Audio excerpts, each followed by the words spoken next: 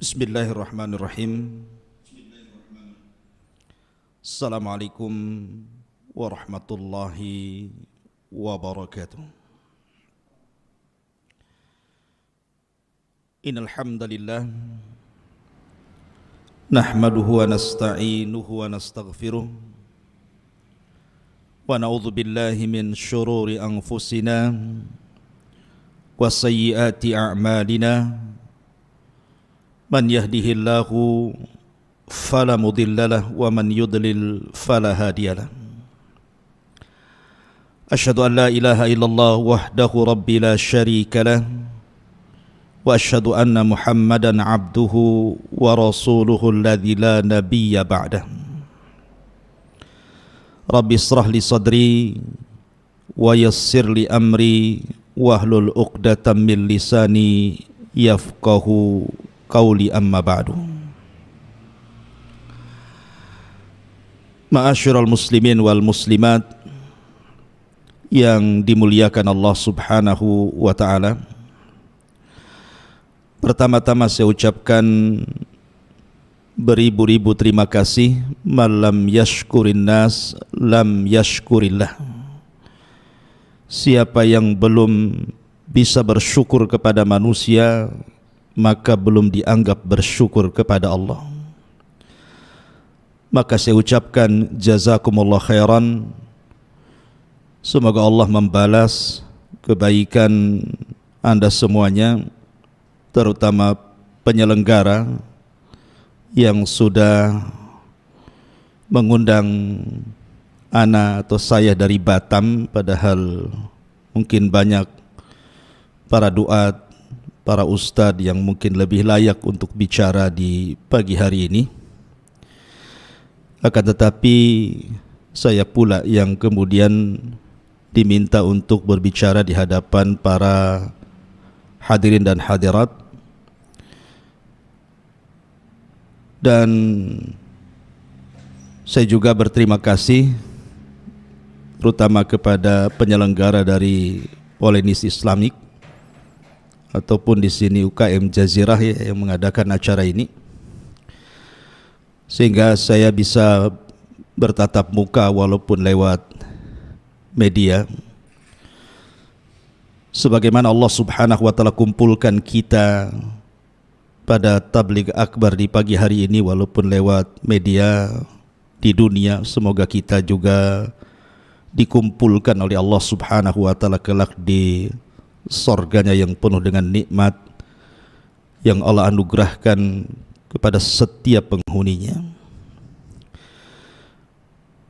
Mungkin saya tidak kenal satu persatu, mulai dari Bapak Direktur dan jajarannya dan juga para mahasiswa dan mahasiswi gitu ya. Semoga saya bisa mendoakan Anda semuanya dilindungi oleh Allah Subhanahu wa taala, mendapatkan keberkahan dunia dan juga akhirat. Tema yang diamanahkan adalah wujudkan generasi pemuda muslim yang unggul berkualitas sebagai tunggak peradaban Islam. Subhanallah, materi ini sangat penting sekali, terutama generasi muda. Karena generasi muda di zaman sekarang, mungkin Anda tahu sendiri bagaimana anak-anak muda yang semakin hari semakin rusak akhlak-akhlak mereka, sehingga diperlukan anak-anak muda yang bisa memperbaiki akhlak anak-anak muda di zaman fitnah hari ini. Dan itu tidak bisa kita lakukan kecuali harus mengaca kepada sejarah. Karena sejarah itu jundun min junudillah, tentara daripada tentara Allah Subhanahu wa taala. Ma'asyiral muslimin wal muslimat rahimani wa rahimakumullah. Sedikit saya urut sejarah dari para nabi, kemudian Rasul kita Muhammad sallallahu alaihi wasallam, dan juga beberapa petikan kisah-kisah para sahabat, tentunya yang berkaitan dengan peran anak-anak muda sampai juga masuknya Islam ke negeri kita. Ma'asyiral muslimin yang dimuliakan Allah Subhanahu wa taala. Sebuah hadis dari Abi Dzar radhiyallahu an pernah bertanya kepada Nabi sallallahu alaihi wa ala alihi wasallam tentang Nabi Allah Adam alaihi salam. Apakah Adam itu seorang nabi atau bukan? Salah satu pertanyaan Abi Dzar kepada Nabi sallallahu alaihi wasallam adalah bicara tentang kam adadul anbiya. Berapa sih jumlah para nabi itu? Maka Nabi sallallahu alaihi wasallam menjawab jumlah para nabi itu 120.000 nabi. Di antara mereka 315 rasul. Artinya bahwa Allah Subhanahu wa taala mengutus utusannya sebanyak itu tentu tidak lain dan bukan dalam rangka memperbaiki manusia. Walaupun yang kita kenal namanya di dalam Al-Quranul Karim hanya 25 nabi dan rasul. Itu pun tercantum nama-namanya, 18 diantaranya tercantum dalam surah Al-An'am dan sisanya tercantum di beberapa surat dalam Al-Quran sehingga genap menjadi 25 nabi dan rasul. Dari 25 nabi dan rasul pun tidak semua dikisahkan dalam Al-Quran. Ada yang hanya disebut namanya tapi tidak ada kisahnya. Seperti contohnya Al-Yasa, Dzulkifli, Ilyas. Itu tidak ada kisahnya tapi namanya disebutkan dalam Al-Quran. Atau ada nabi itu yang hanya dikisahkan secara global saja, seperti kisah Nabi Syuaib, Nabi Saleh, Nabi Lut gitu ya. Tapi ada juga nabi luar biasa, dari 25 nabi dan rasul diceritakan secara detail, seperti Nabi Allah Ibrahim alaihi salam, Nabi Musa alaihi salam. Itu luar biasa rincian dalam Al-Quranul Karim. Lah kenapa Allah Subhanahu wa taala menceritakan kisah-kisah ini, bahkan sepertiga Al-Quran itu bicara tentang kisah? Karena Quran itu kan dibagi menjadi 3, sepertiganya bicara tauhid, sepertiganya bicara hukum-hukum ibadah, dan sepertiganya bicara tentang qasas, tentang kisah-kisah umat-umat terdahulu. Apa hikmahnya? Allah Subhanahu wa taala berfirman di dalam Al-Qur'anul Karim, di antara hikmahnya adalah wa kullan naqussu 'alaika min amba'ir rusul ma nuthabbitu bihi fuadak.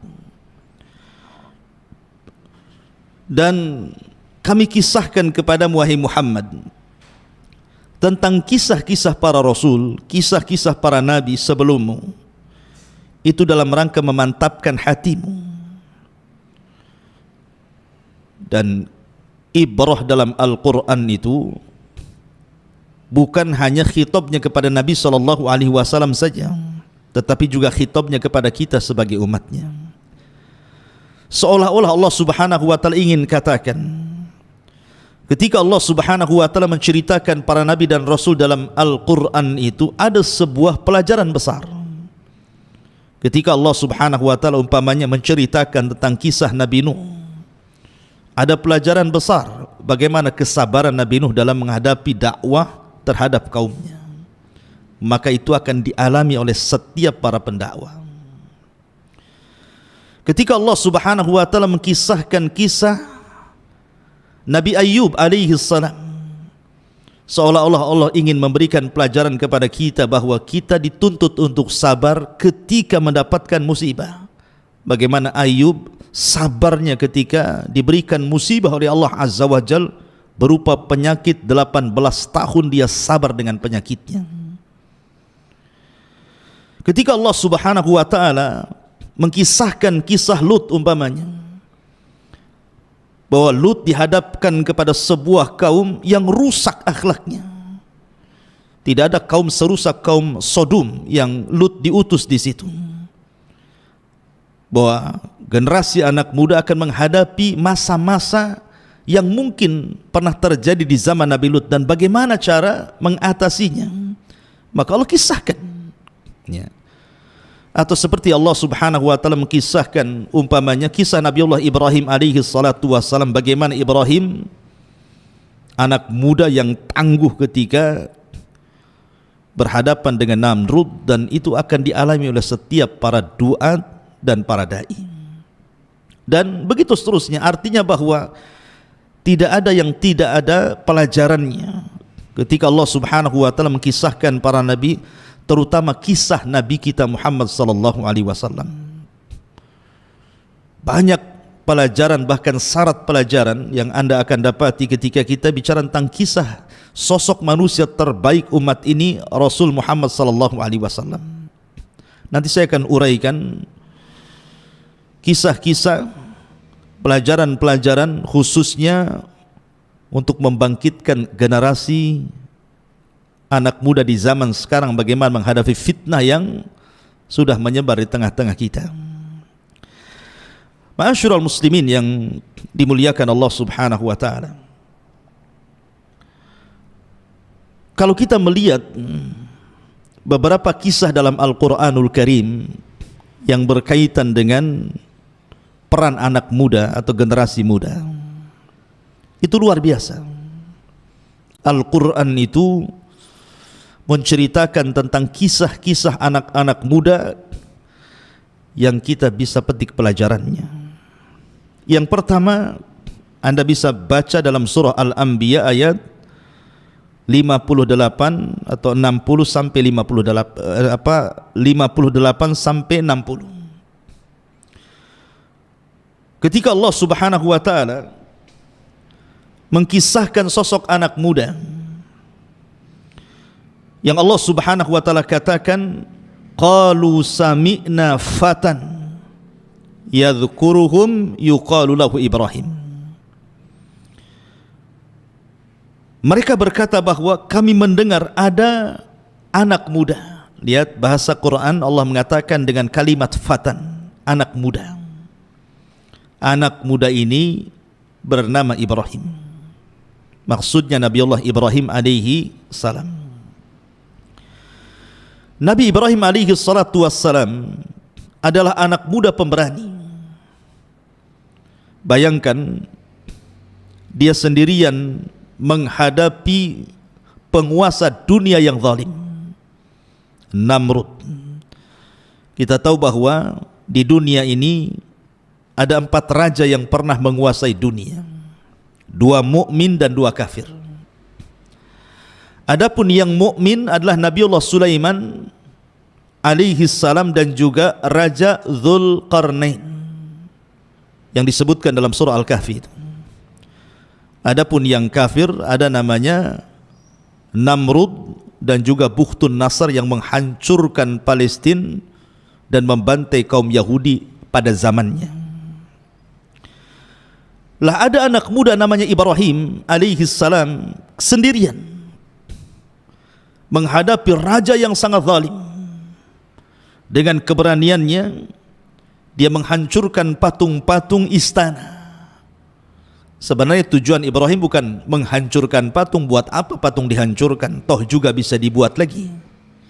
Hari ini patung dihancurkan, besok bisa diproduksi lagi. Tapi Nabi Ibrahim ingin memberikan pelajaran dengan kecerdasannya. Itulah bedanya anak muda dengan orang tua tuh. Anak muda itu punya kecerdasan. Ketika pengalaman tidak bisa menjadi solusi, maka kecerdasan itu diperlukan. Bagaimana Ibrahim ini menjadikan sosok anak muda yang cerdas. Tujuan dia menghancurkan patung bukan menghancurkan patungnya. Buat apa patung dihancurkan? Nanti dibuat lagi, diproduksi lagi. Tapi Ibrahim ingin mengatakan kepada Namrud dan para penyembah berhala di zaman itu, bahwa berhala-berhala yang dianggap Tuhan oleh kalian itu jangan lagi melindungi kalian melindungi diri mereka sendiri saja tidak sanggup. Lalu buat apa disembah kalau tidak bisa mendatangkan manfaat dan tidak bisa mencegah madarat? Lihat bagaimana peran anak muda Ibrahim alaihi salam, pemuda yang cerdas. Ini satu kisah. Kisah yang kedua disebutkan dalam surah Al-Kahfi ayat 11 sampai 25. Ketika Allah Subhanahu wa taala menceritakan tentang 7 anak muda. Allah Subhanahu wa taala berfirman, "Idz awal fityatu ilal kahfi faqalu rabbana atina min ladunka rahmatan wa hayyi lana min amrina rasyada." Ingatlah ketika para pemuda, sekali lagi Allah menyebutnya dengan kalimat para pemuda, bukan orang tua. Ini generasi-generasi muda di zaman itu. Ingatlah ketika para pemuda-pemuda itu berlindung ke dalam gua, lalu mereka berdoa, "Ya Allah, berikanlah rahmat kepada kami dari sisimu dan sempurnakan petunjuk yang lurus bagi kami dalam urusan kami." Dahulu ketika ada sebuah acara kerajaan pada zaman Romawi dulu, maka diundanglah para pejabat dari daerah-daerah. Masalahnya dalam acara kerajaan itu disuruh untuk menyembah berhala. Rupanya ada anak-anak muda yang mereka mengikuti ajaran Isa bin Maryam, sehingga mereka mentauhidkan Allah. Karena di zaman itu agama yang paling benar adalah agama Isa bin Maryam sebelum datang Islam. Fitrah mereka menolak, tidak mau menyembah berhala. Akhirnya kemudian salah satu anak pejabat yang hadir tidak mau ikut dalam acara itu. Satu, kemudian datang lagi satu, kemudian datang lagi satu, sampai 7 anak muda. Awalnya tidak saling kenal. Kemudian tiba-tiba mereka berkumpul di satu tempat. Awalnya tidak saling bicara karena takut curiga mencurigai dengan yang lainnya. Setelah membuka pembicaraan satu dengan yang lainnya, rupanya mereka ada kesepakatan bahwa mereka mengingkari acara kerajaan yang penuh dengan kesyirikan itu. Tetapi kemudian perkumpulan mereka ketahuan, mereka pun ditangkap. Kemudian mereka dipaksa untuk menyembah berhala, kalau tidak mereka dibunuh. Akhirnya mereka pun meminta diberikan kesempatan untuk berpikir 3 hari. Rupanya 3 hari ini digunakan untuk kabur. Ya.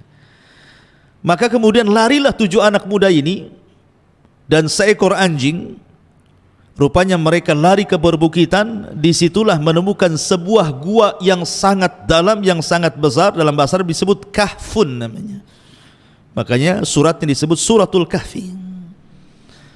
Dalam bahasa Arab gua itu ada 2 jenis, ada namanya ghar, seperti Rasul itu di Ghari Hira namanya. Gua kecil tidak dalam, itu namanya ghar, gua Hira. Tetapi kalau dalam besar itu disebut al-kahfu ataupun al-kahfi. Lah anak-anak muda ini masuk ke dalam gua itu. Lihat bagaimana perjuangan anak-anak muda ini. Bahwa anak muda itu perlu berjuang. Harus ada semangat juang gitu ya. Jangan memble anak-anak muda itu. Anak-anak muda itu harus semangat. Sehingga kemudian Ashabul Kahfi ini masuk ke dalam gua. Sempat pasukan itu menemukan gua itu. Tapi karena mereka takut masuk, akhirnya mereka menimbun pintu gua itu dengan alasan supaya mereka mati di dalam. Tetapi Allah Subhanahu wa taala rupanya sudah tidurkan anak muda ini 3 abad lebih, 300 tahun lebih anak muda ditidurkan oleh Allah Subhanahu wa taala. Subhanallah, anehnya ketika mereka terbangun, rupanya raja zalim itu sudah mati, digantikan raja yang baik. Tapi bagaimana di sini Allah Subhanahu wa taala menyebutkan kisah anak-anak muda itu di zaman itu. Perjuangan mereka, tekad mereka luar biasa gitu ya. Ini juga satu kisah anak-anak muda yang disebutkan dalam surah Al-Kahfi ayat 11 sampai 25 dan seterusnya.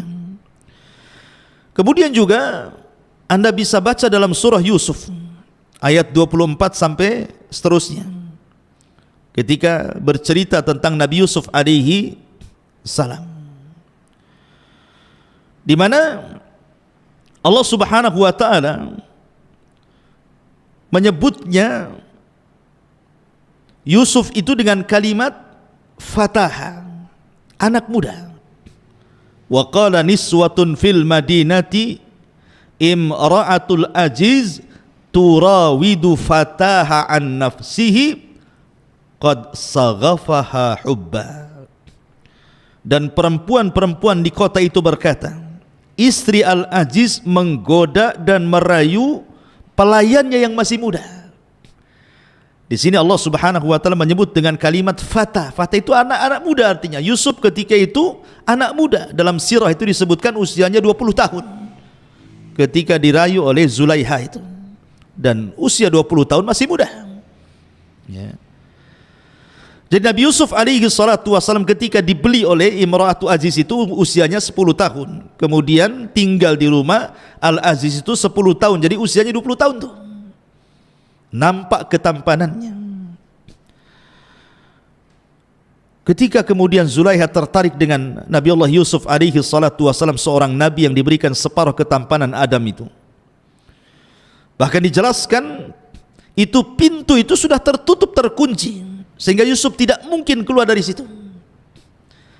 Tapi Nabi Yusuf anak muda yang menjaga kehormatannya, dan ini diperlukan anak-anak muda yang seperti ini di zaman sekarang ini.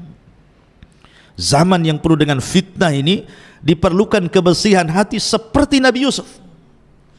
Bagaimana Yusuf itu mampu menghalau godaan Zulaiha, wanita yang cantik, seorang pejabat, orang kaya, dia yang mengajak berzina di tempat yang suci, sunyi, tidak ada orang yang tahu. Tetapi karena hatinya yang bersih, Nabi Yusuf ini takut kepada Allah Subhanahu wa taala, dia pun mengatakan, ma'adzallah, aku berlindung kepada Allah, enyahlah kau dariku. Lihat, ini anak muda yang luar biasa, ini perlu dicontoh di generasi hari ini. Karena generasi hari ini hal-hal yang menjerumuskan kepada perbuatan keji perzinahan itu di zaman sekarang luar biasa tuh. Dengan adanya medsos gitu ya, film-film yang tidak layak ditonton, gambar-gambar yang tidak layak dilihat. Belum lagi kalau kita melihat di masyarakat orang-orang yang wanita-wanita pembuka aurat dan penyebar aurat dan begitu seterusnya. Ini tantangan besar. Diperlukan kejernihan hati, diperlukan menjaga kesucian, dan itu besar pahalanya. Nabi SAW sampai mengatakan, sab'atun yudhilluhumullahu fi dhillihi yawma la dhilla illa dhilluh. Ada 7 kelompok yang akan mendapatkan naungan di hari yang tidak ada naungan kecuali naungan Allah. Salah satunya adalah rajulun da'athu imra'atun dhata zamalin dhata mansabin wa jamalin faqala inni akhafullah. Seorang laki-laki yang dipanggil oleh seorang wanita yang cantik, yang kaya untuk berzina, tapi laki-laki itu mengatakan, saya takut kepada Allah. Ma'asyiral muslimin yang dimuliakan Allah Azza wa Jalla, lihat bagaimana Allah menceritakan tentang kisah anak muda Nabi Yusuf alaihi salatu wassalam. Ya. Kemudian juga yang nomor 4 disebutkan dalam surah Al-Buruj. Disebutkan dalam surah Al-Buruj, Allah Subhanahu wa taala mengatakan, kutila ashabul uhdud an-nari dzatil waqud idhum 'alaiha qu'ud wa hum 'ala ma yaf'aluna bil mu'minina syuhud wa ma naqamu minhum illa an yu'minu billahil azizil hamid. Binasalah orang-orang pembuat parit api, maksudnya para pembesar Najran Yaman. An-nari dzatil waqud, ketika api dinyalakan dengan sangat besar, ketika mereka duduk dan melihatnya, sedangkan mereka menyaksikan apa yang mereka perbuat terhadap orang-orang yang beriman yang sedang dibakar, dan mereka menyiksa orang-orang itu hanya karena orang-orang mukmin yang beriman kepada Allah yang maha terpuji dan lagi maha perkasa. Jadi kisah Ashabul Uhdud ini yang disebutkan dalam surah Al-Buruj itu mengkisahkan tentang kisah anak muda. Secara singkat begini, jadi ada seorang raja Yahudi tapi masyarakatnya Nasrani, namanya Dzunwas. Dzunwas ini mengaku Tuhan sama dengan Namrud, sama dengan Fir'aun yang ngaku Tuhan itu. Punya tukang sihir yang mau mati, sudah tua. Lah tukang sihirnya kerajaan ini meminta kepada Dzunwas, seorang raja Nejron ini, untuk dicarikan anak muda yang bisa mewarisi ilmu sihirnya, supaya bisa melanggengkan kekaisaran ataupun kerajaan sang raja Dzunwas ini. Karena dia tidak akan lama lagi hidup karena sudah tua. Maka dicarikan anak muda yang cerdas. Maka kemudian tukang sihir ini mewariskan ilmu sihirnya kepada anak muda yang cerdas ini. Masalahnya anak muda ini setiap jalan dari rumah ke tempat tukang sihir itu melewati sebuah kanisa, sebuah gereja. Karena di zaman itu kan agama yang paling benar agama Nasrani, karena belum ada Islam. Penasaranlah anak muda ini, kok ada tempat ibadah berbeda. Masuklah dia, berjumpalah dengan seorang rahib. Akhirnya lambat laun belajar. Jadi satu hari itu dia belajar di dua tempat. Satu belajar di gereja, belajar agama Nasrani. Satu di rumah tukang sihir, belajar sihir. Akhirnya kemudian ilmu sang rahib lebih kemudian dipilih dibandingkan ilmu tukang sihir ini.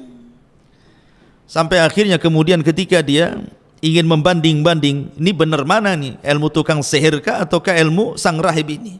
Dia mendengar di sebuah tempat ada binatang yang suka mengganggu orang.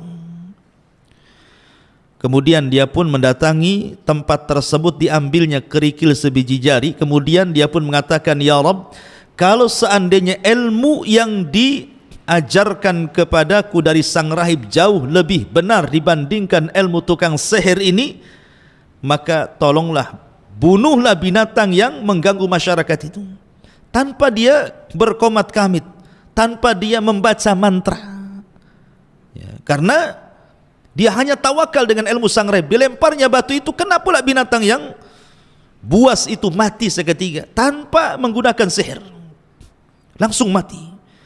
Dari situ dia yakin bahwa agama sang rahib jauh lebih benar dibandingkan tukang sihir. Dari situ dia tinggalkan ilmu sihir, dia fokus belajar agama kepada sang rahib. Kemudian setelah itu dia pun keluar dan menjadi seorang tabib, bahkan sampai bisa menyembuhkan orang buta. Lah Dzunwas ini punya penasehat, buta orangnya. Mendengar ada anak muda bisa mengobati penyakit buta, dipanggil ke rumahnya. Tapi anak muda ini ingat, dia bukan hanya menjadi tabib. Tabib itu hanya sekedar wasilah dakwah. Jadi setiap dia mengobati orang, anak muda ini mengatakan, saya akan obati penyakitmu, tapi syaratnya kau akan beriman kepada Allah Azza wa Jalla. Inilah anak muda, ya. Jadi kalau engkau mau kusembuhkan, aku akan berdoa akan kesembuhanmu, syaratnya cuma satu, beriman kepada Allah. Harusnya seperti itu. Jadikan semua wasilah itu digunakan untuk dakwah. Harusnya anak muda itu kreatif gitu ya. Jadikan acara-acara apapun berisi dakwah di situ, karena bagaimanapun Rasul mengatakan Rasul amri al-Islam wa amuduhus shalah wa dirwatus sanamihil jihadu fi sabilillah. Bahwa pokok urusan hidup manusia itu Islam, maka jadikan Islam itu pokok urusan hidup kita. Kalau Anda hendak ngobrol, obrolkan masalah Islam. Kalau Anda hendak rapat, jangan lupa sisipkan Islam di situ. Kalau Anda hendak menulis, tulis masalah Islam. Bawa Islam itu kemana-mana. Bawa Islam ke rumah, bawa Islam ke pasar, bawa Islam ke kampus, bawa Islam kemana saja. Karena pokok urusan hidup itu Islam. Lihat anak muda ini menyebarkan Islam dengan cara apa? Dengan cara pengobatan. Sampailah dia mengobati penasihat sang raja ini. Mau pula penasihat sang raja ini beriman, dan akhirnya Allah sembuhkan penyakit butanya. Ketika Dzunwas heran, kok dia bisa sembuh dari butanya, dia bertanya, siapa yang menyembuhkanmu? Dia mengatakan, Allah yang menyembuhkanku. Dia tidak mengatakan anak muda itu, karena sudah beriman. Tapi sang raja marah, karena dia kan mengaku Tuhan. Kok dia pula ada Tuhan yang bisa menyembuhkan penyakitnya? Ini kan sudah menyelisih ketuhanannya. Ditangkaplah penasehatnya, dipaksa siapa yang menyembuhkannya. Akhirnya karena disiksa tidak tahan, ditunjukilah anak muda, ditangkap pula anak muda itu. Subhanallah.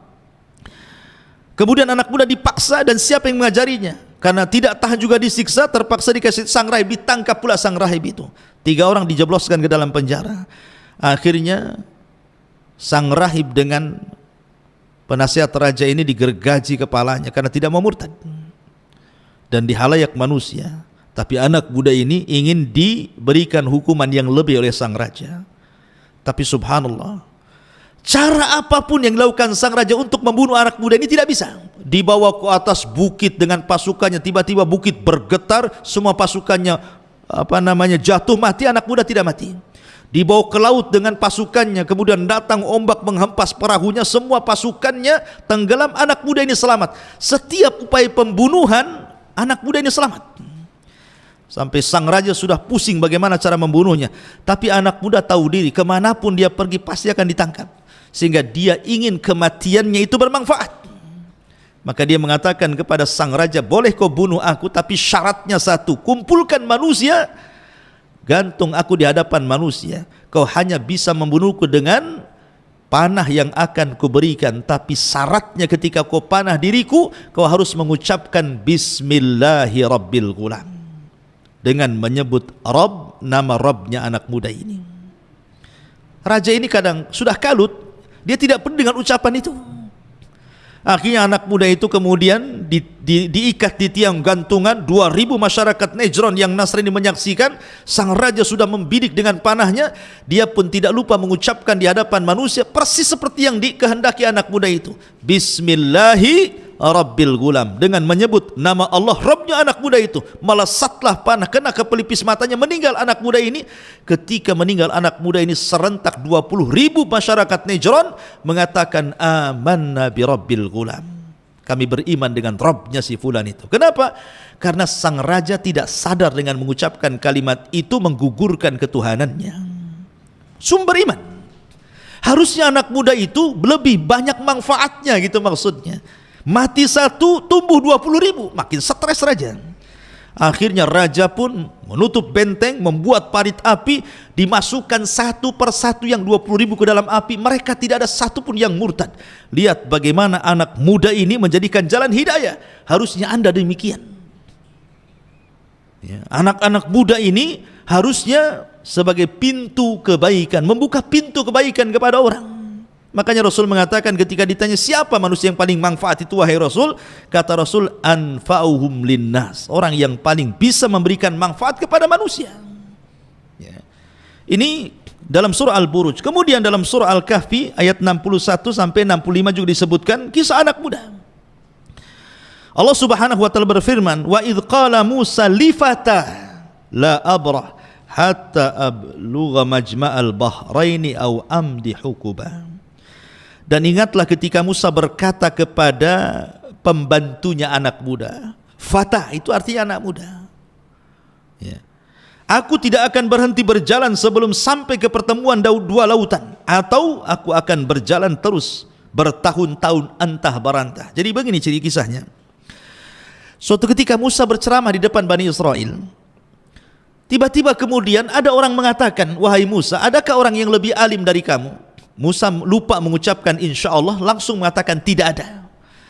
Ucapan Musa ini tidak salah, karena memang di zaman itu tidak ada orang lebih alim dibandingkan Musa. Bagaimana tidak? Dia ulul azmi, dia kalimullah, dia rasul, dia nabi, orang mulia. Tapi bagaimanapun Musa manusia, harusnya dia mengatakan insya Allah tidak ada, tapi dia lupakan kalimat insya Allah. Akhirnya Allah pun hukum Musa dan mengatakan ada. Di sana ada seorang nabi namanya Khidir. Kau harus belajar sama dia. Maka berangkatlah Musa bersama pembantunya yang masih muda. Al-Quran tidak menyebutnya nama, hanya mengatakan wa idz qala Musa li fata. Bahwa Musa berkata kepada pembantunya anak muda itu. Ahli tafsir mengatakan maksud fata di sini artinya Yusa ibn Nun. Itulah yang kesana kemari bersama Nabi Musa alaihi salam. Kisahnya memang tipis sekali disebutkan dalam Al-Quran, tidak terlalu banyak, bahkan tidak disebut namanya, hanya diiringkan dengan kisah Nabi Musa ketika bicara tentang Nabi Khidir. Yang ingin saya katakan, Anda tahu siapa Yusa ibn Nun? Memang kisahnya hanya diselipkan dalam kisah Nabi Musa ketika belajar kepada Khidir. Tetapi dia punya prestasi yang jauh lebih hebat dibandingkan Musa dan Harun. Yusha ibn Nun ini, apa prestasinya coba? Ketika Nabi Musa alaihi salatu wassalam membawa Bani Israel diselamatkan dari perbudakan Fir'aun, diseberangkan di Laut Merah, dan mereka melihat Fir'aun ditenggelamkan dengan kedua mata mereka. Kemudian ketika sampai di depan gerbang bumi Ariha, kota tertua di dunia sebelum masuk ke Palestina, ke Baitul Maqdis, di situ sudah ada para penghuni dari kaum Kan'aniyun, kaum keturunan Ad, orangnya besar-besar, menghuni Ariha, dan itu pintu masuk ke Baitul Maqdis. Artinya Musa tidak bisa membebaskan Baitul Maqdis kecuali harus memerangi orang-orang Kan'aniyun yang ada di negeri itu. Maka diutuslah mata-mata. Rupanya mata-mata ini melihat bagaimana badan posturnya orang-orang yang berada di Ariha itu besar-besar. Ketakutan mereka, macam mana kita akan menghadapi kaum yang raksasa ini, katanya. Akhirnya Musa mengatakan, jangan ceritakan kepada pasukan, nanti mereka ketakutan. Tapi mereka berkhianat, hanya 2 orang yang tidak menceritakan, salah satunya Yusha ibn Nun, yang lainnya malah kemudian membuat ketakutan di tengah-tengah Bani Israel sehingga mereka tidak mau perang. Ketika Musa mengajak mereka berperang untuk mengambil Baitul Maqdis dengan cara menaklukkan Ariha kala itu, tiba-tiba kemudian mereka dengan lancangnya mengatakan kepada Nabi mereka, idhab anta wa rabbuka faqatila inna hahuna qaidun. Hei Musa, kalau engkau hendak mengajak perang kami, silahkan berangkat sendiri, ajak Tuhanmu perang berdua, biar kami nonton siapa yang kalah, siapa yang menang. Nah, itu kurang ajar tuh. Bani Israel ngomong begitu sama nabinya, ya. Akhirnya kemudian Allah pun azab Bani Israel. Terpaksa mereka harus dibuat linglung di negeri yang disebut dengan Ardute. Mereka tidak bisa keluar dari situ, di gurun pasir, panas, kering, kelontang, nggak ada tumbuhan, nggak ada tanaman. 40 tahun mereka tinggal di situ. Sampai Musa meninggal di situ, Harun pun meninggal di situ. Tidak bisa merebut Baitul Maqdis. Baru datang generasi pemberani dipimpin Yusha ibn Nun. Bayangkan, tadinya seorang pembantu Nabi Musa, tapi karena kemana-mana bersama Nabi, akhirnya diangkat jadi Nabi juga. Yusha ibn Nun diangkat jadi Nabi. Nabi Yusha ibn Nun, dialah yang memimpin generasi setelah Musa dan Harun dan berhasil merebut Baitul Maqdis. Bahkan satu-satunya Nabi yang memiliki mukjizat mampu menahan matahari, dialah Yusha ibn Nun. Ketika peperangan itu masuk ke hari Sabtu, hampir matahari tenggelam dan masuk ke hari Sabtu, sementara orang-orang Yahudi itu sangat memuliakan hari Sabtu, tidak boleh ada perang. Maka Yusha tidak mau menghentikan perang. Dia pun mengatakan kepada matahari, wahai matahari, kau diperintah Allah, aku juga diperintah Allah, maka jangan kau tenggelam dulu sampai perang ini dimenangkan. Matahari itu diam, tidak mentenggelam sampai betul-betul dimenangkan baru tenggelam. Nah, itulah mukjizatnya Yusha ibn Nun, ya. Tapi lihat bagaimana Yusha ibn Nun ini anak muda yang kisahnya itu hanya ditempelkan di kisah Nabi Musa dengan Khidir, tapi prestasinya melebihi Nabi Musa, bisa memerdekakan Baitul Maqdis. Dia tidak dikenal. Ya, begitulah anak muda. Anda tidak mesti harus dikenal, tetapi prestasi itulah yang menentukan kesuksesan Anda. Harusnya seperti itu. Gak apa-apa gak dikenal orang, tapi prestasinya dikenal. Itulah generasi anak muda namanya. Buat prestasi yang membanggakan kepada umat ini. Apa prestasi Anda itu? Ma'asyiral muslimin yang dimuliakan Allah Subhanahu wa taala. Ini 5 kisah yang disebutkan dalam Al-Qur'an, semua bicara tentang anak muda. Kemudian yang terakhir, kisah Nabi kita, Nabi Muhammad sallallahu alaihi wasallam, uswatun hasanah. Karena Quran hanya menyebut uswatun hasanah di 3 ayat, berbicara kepada 2 nabi, pertama Ibrahim, yang kedua Rasul kita Muhammad sallallahu alaihi wasallam. Lihat bagaimana perjalanan kehidupan Nabi sallallahu alaihi wasallam. Subhanallah. Kalau Anda meneliti kisah Nabi sallallahu alaihi wasallam, luar biasa. Seandainya saya menceritakan kisah Nabi Muhammad sallallahu alaihi wasallam dari awal sampai akhir dengan cara rinci, mungkin usia saya sudah meninggal, kisahnya belum selesai. Kalau betul-betul dikisahkan gitu ya, mulai daripada akhlaknya, kehidupannya, dan begitu seterusnya, luar biasa. Sebelum diangkat menjadi nabi saja, Nabi SAW itu anak muda yang dikenal akhlaknya luar biasa, sadiqul amin, orangnya sadik, jujur, dan juga amanah. Bayangkan, ketika usia 12 tahun, Nabi SAW itu diajak oleh pamannya Abu Talib untuk berdagang ke Syam.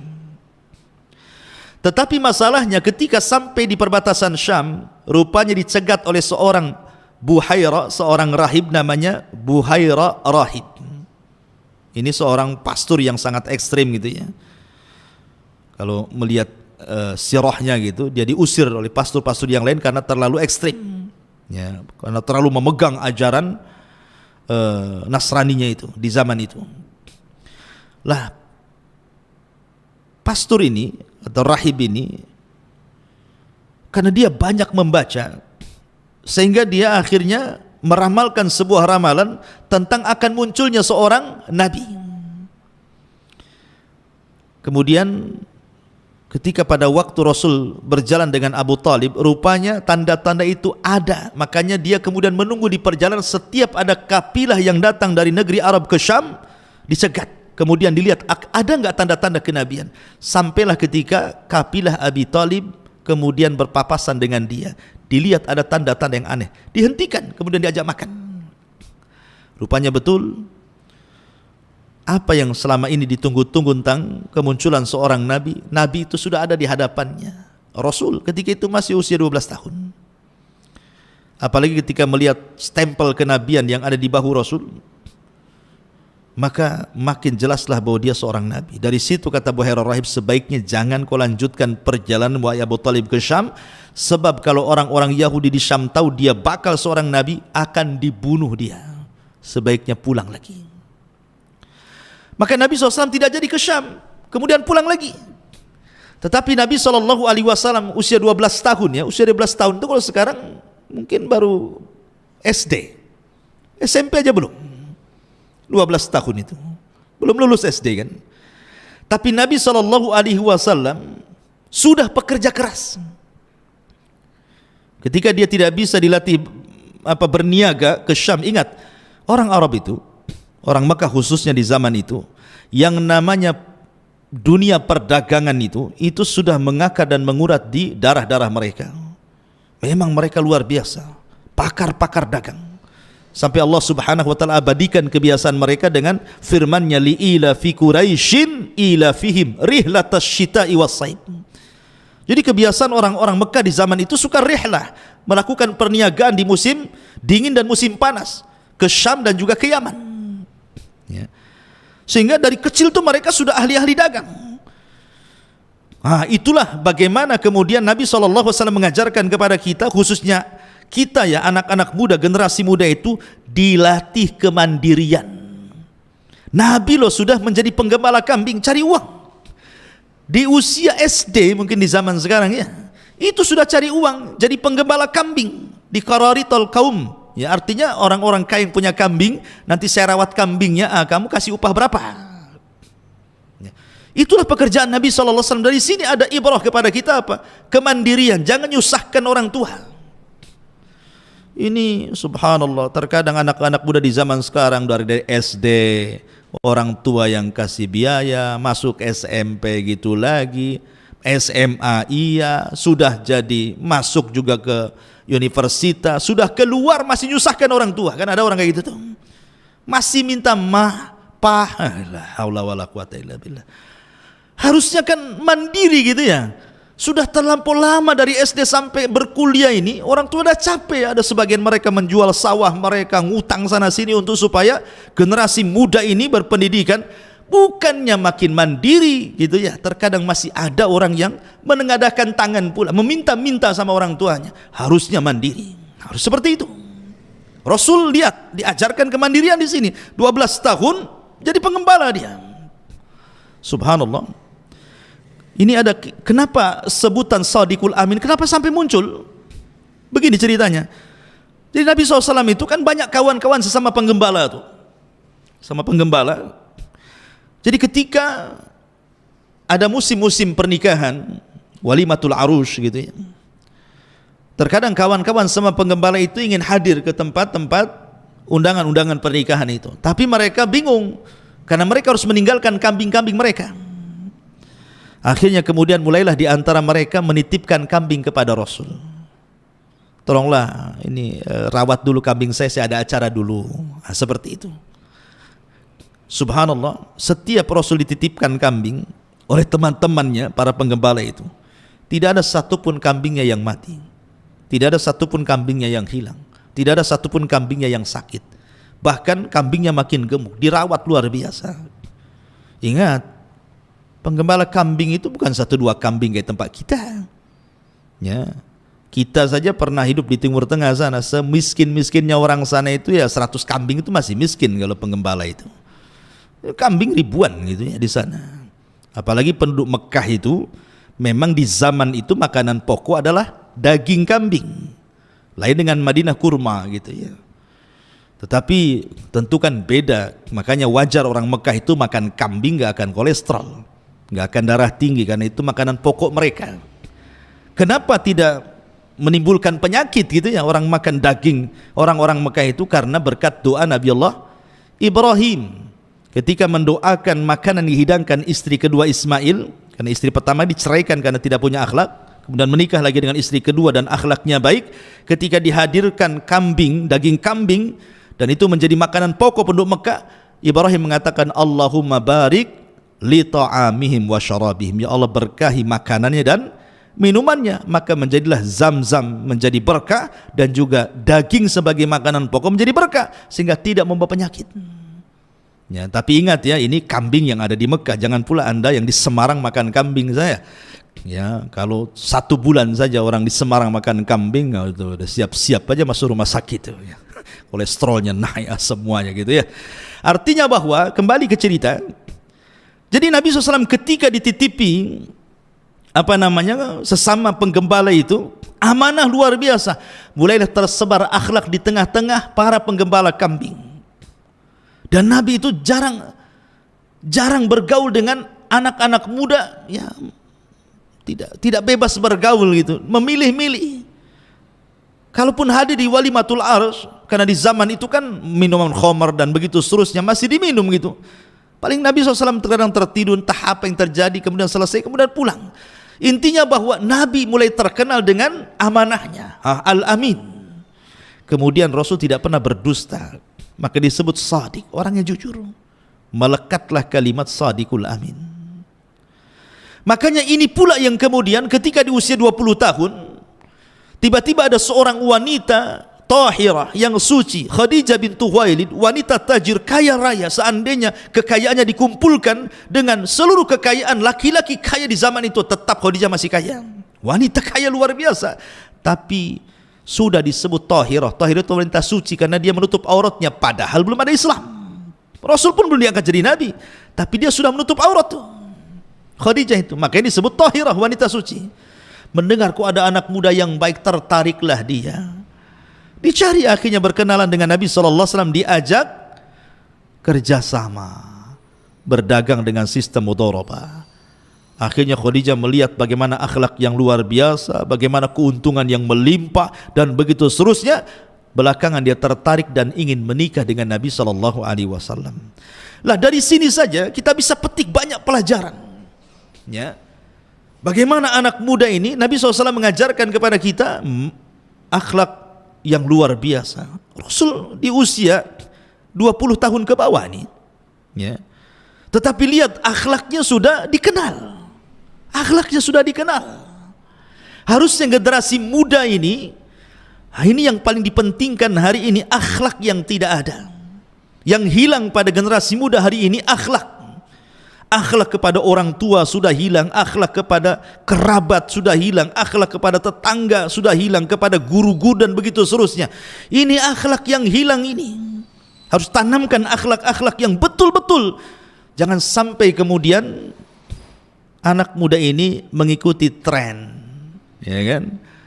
Jadilah anak-anak muda yang berakhlak. Kebaikan juga jangan mengikuti tren. Kebaikan itu harus dasari ilmu. Sebab kalau kebaikan ngikuti tren, nanti hilang trennya, hilang pula kebaikannya. Trennya orang, baca Quran sekian, 1-3 hari berapa juz gitu, tren aja, nanti hilang trennya, hilang pula baca Qurannya gitu maksudnya. Artinya kebaikan itu dilakukan karena ilmu, bukan karena ngikuti tren. Karena ilmu yang mendidik dia sehingga menjadikan seseorang itu berakhlak. Lah ini yang harus ditanamkan anak-anak muda di zaman sekarang, akhlak. Ustaz, akhlak itu apa sebenarnya? Saya akan sebutkan perkataan Abdullah ibn Mubarak, akhlak itu hanya 3 kata saja. Anda kalau mengikuti 3 kata, Anda berakhlak. Akhlak itu kaful adha wa badlun nadha wa talaqatul wajhi. Kata Abdullah ibn Mubarak, 3 kata saja. Kaful adha, jangan menyakiti orang, baik dengan lisan ataupun dengan perbuatan ataupun dengan hati. Makanya Rasul mengatakan al-muslimuna man salimal muslimuna min lisanihi wa yadi. Seorang muslim dikatakan muslim itu ketika muslim lain selamat dari lisan kita dan tangan kita. Jangan sakiti orang, ya. Dengan lisan kita, karena anak muda di zaman sekarang ini kan subhanallah, kadang mengucapkan kalimat tidak dipikir dulu, ya. Enggak berakhlak lagi sudah. Wah, kalau sudah marah itu kalimat-kalimat binatang semua keluar. Cacian, makian, laknatan itu sudah biasa anak-anak muda zaman sekarang ini. Kesenggol sedikit sakit hati langsung memaki orang gitu. La haula wala quwata illa billah. Maka cerminan akhlak itu bisa menjaga lisan, tidak mengeluarkan kata-kata kecuali yang baik. Kalau tidak bisa diam. Atau perbuatan, atau mungkin hati, mudah suudon sama orang gitu ya. Kemudian yang kedua, badlun nadha. Kata Abdullah bin Mubarak, badlun nadha itu artinya mudah menolong. Anak muda sekarang ini mudah menolong. Harusnya mudah menolong. Apalah yang bisa saya bantu? Anda bisa ilmu, sebarkan ilmu. Anda bisa punya tenaga, dengan tenaganya, dengan jabatannya, dengan apanya. Apa yang bisa Anda lakukan untuk Islam, lakukan. Kemudian talaqatul wajhi. Jangan lupa punya wajah yang tidak menyeramkan orang. Mudah senyum, ya. Mudah senyum. Lihat bagaimana Nabi Allah Sulaiman ketika melihat senyum semut yang bicara kepada sesama semutnya. Ketika Sulaiman hendak berjalan dengan pasukannya, kata Raja Semut, masuklah kalian kepada lubang-lubang kalian. La yakhtimannakum Sulaiman wa junuduhu wa hum la yash'urun. Jangan sampai Sulaiman dan pasukannya menginjak kalian sementara mereka tidak tahu. Sulaiman paham bahasa binatang. Apa? Ketika mendengar Raja Semut ngomong begitu, fatabassama dhahika min qawliha. Sulaiman pun senyum dan tertawa kepada semut. Kalau semut saja disenyumi sama Sulaiman, ya harusnya sama orang lebih senyum lah kan begitu. Ya, tapi jangan pula kita ada semut senyum pula ke semut Anda gitu ya. Artinya bahwa di sini bagaimana Sulaiman mengajarkan akhlak senyum. Ya, senyum itu penting.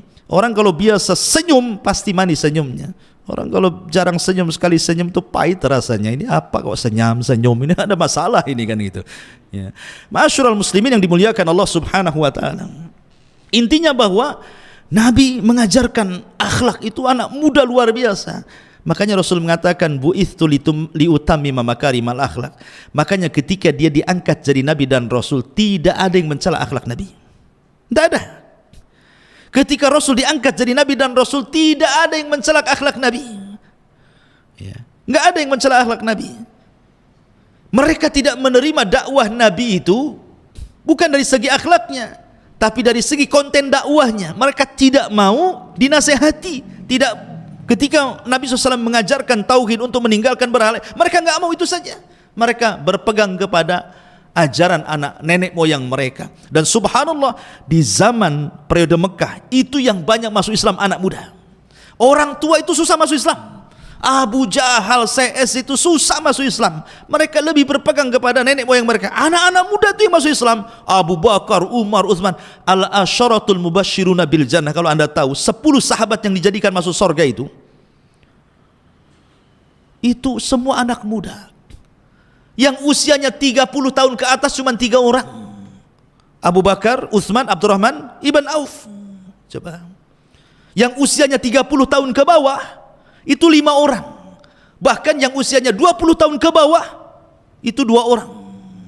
Artinya itu anak-anak muda dan semua menjadi pemimpin Islam. 10 sahabat injikan masuk surga itu semua menjadi pemimpin Islam, bukan pemimpin Arab, pemimpin Islam.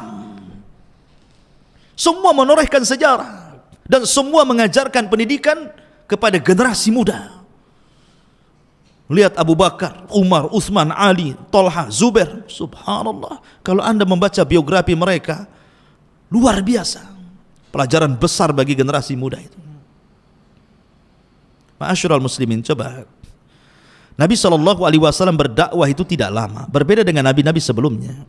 Nuh berdakwah kepada kaumnya berapa tahun? Alfasanatin illa khamsina ama, 1000 dikurangi 50 tahun, berarti 950 tahun Nuh itu berdakwah. Setiap 20 tahun sekali baru dapat 1 pengikut, sehingga pengikutnya tidak banyak Nuh itu, yang di perahunya itu, walaupun menjadi cikal bakal manusia sampai hari ini. Makanya Nuh disebut Abul Bashari Tsani, bapak manusia kedua, karena semua manusia nasabnya kepada 3 putra Nuh. Tapi lihat dakwahnya Nabi Nuh, 950 tahun dengan berbagai macam metode, dari yang lembut sampai yang keras, dari mulai malam sampai siang. Da'autu laila wa nahara, aku berdakwah siang malam, kata Nuh. Tapi tidak diterima dakwahnya. Nabi SAW itu berdakwah cuma 23 tahun saja, 13 tahun di kota Mekah, 10 tahun di kota Madinah. Tapi tidaklah Nabi SAW wafat kecuali Rasul sudah mempersiapkan generasi-generasi anak muda, pemimpin-pemimpin masa depan kaum muslimin, dan semua bidang ada pada para sahabat Nabi. Apa yang dihajatkan kaum muslimin ada. Ini menunjukkan apa? Ilmu parenting namanya. Bagaimana Nabi SAW itu membuat pendidikan yang sangat berhasil. Tidak perlu belajar parenting ke barat itu. Nabi sudah mengajarkan, tidaklah Rasul wafat kecuali generasinya sudah ada. Semuanya berhasil. Yang dihajatkan kaum muslimin ada semua di para sahabat. Semua ada. Nggak ada yang nggak ada. Apa yang dihajatkan manusia ada semuanya di para sahabat. Siapa yang mendidik mereka? Nabi. Generasi sahabat, anak-anak muda luar biasa. Bahkan kalau Anda lihat para pakar hadis, itu semua anak muda. Ya. Ma'asyiral muslimin yang dimuliakan Allah Azza wa Jalla. Siapa para pakar hadis? Saya contohkan. Pakar hadis itu maksudnya yang banyak meriwayatkan hadis kepada kita: Abu Hurairah, Abdullah ibn Umar, Anas ibn Malik, Aisyah, Abdullah ibn Abbas, Jabir bin Abdullah, Abu Sa'id Al-Khudri. Ini 7 orang yang dikenal al-mukthiruna fil hadis, yang banyak meriwayatkan hadis Nabi sampai kepada kita ini, yang dikeluarkan oleh para pengeluar hadis Muslim, Bukhari, Abi Dawud dan begitu seterusnya. Itu kebanyakan dari 7 sahabat ini. Mereka lah orang-orang yang banyak meriwayatkan hadis, di atas 1000 hadis, maksudnya gitu. Jadi sahabat-sahabat yang meriwayatkan hadis sampai kepada kita di atas 1000 hadis. Dan yang terbanyak adalah Abu Hurairah, 5000 hadis lebih gitu ya. Tapi kita lihat Abu Hurairah radhiyallahu an, anak muda. Ya. Abdullah bin Umar anak muda. Bahkan Abdullah bin Abbas itu berjumpa dengan Rasul cuma 3 tahun saja. Kemudian Rasul meninggal dunia. Tapi tidak menghalangi menjadi ulama dunia. Abdullah bin Abbas itu anak muda. Usia 13 tahun Rasul sudah meninggal. Karena ketika dia dibawa oleh bapaknya Abbas itu dari Mekah ke Madinah pada tahun 7 Hijriah, baru berjumpa dengan Rasul di usia 10 tahun. Sehingga 11 Hijriah Rasul meninggal, hanya berjumpa 3 tahun bersama Rasul. Tapi lihat 3 tahun perjalanan bersama Rasul menjadikan Abdullah bin Abbas ulama besar. Hanya 3 tahun saja. Menunjukkan kegigihan Abdullah bin Abbas tentunya dalam belajar. Ya, dalam belajar. Anas bin Malik menjadi pembantu Rasul gitu ya, di usia 10 tahun sampai wafatnya Nabi. Jadi ulama besar. Jabir bin Abdullah, Abu Sa'id Al-Khudri, bahkan Ummul Min Aisyah radhiyallahu anha, ini semua usia-usia muda tuh. Usia muda, cerdas, berkualitas, dan juga menorehkan banyak sejarah. Lah harusnya anak-anak muda seperti itu. Ada satu kisah menarik. Jadi di zaman Nabi SAW, ini di zaman sahabat, anak-anak sahabat. anak-anak para sahabat Nabi Shallallahu Alaihi Wasallam usianya masih muda-muda, masih belasan tahun, ya mungkin usia SMP lah di zaman sekarang ini. Di sana ada Abdullah ibn Umar, kemudian Mus'ab, kemudian Urwah, kemudian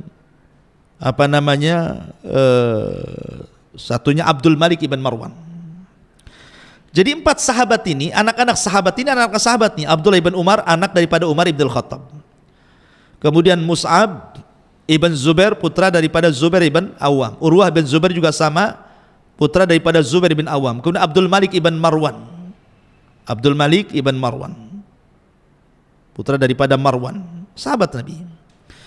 Jadi anak-anak muda ini kumpul di depan Ka'bah.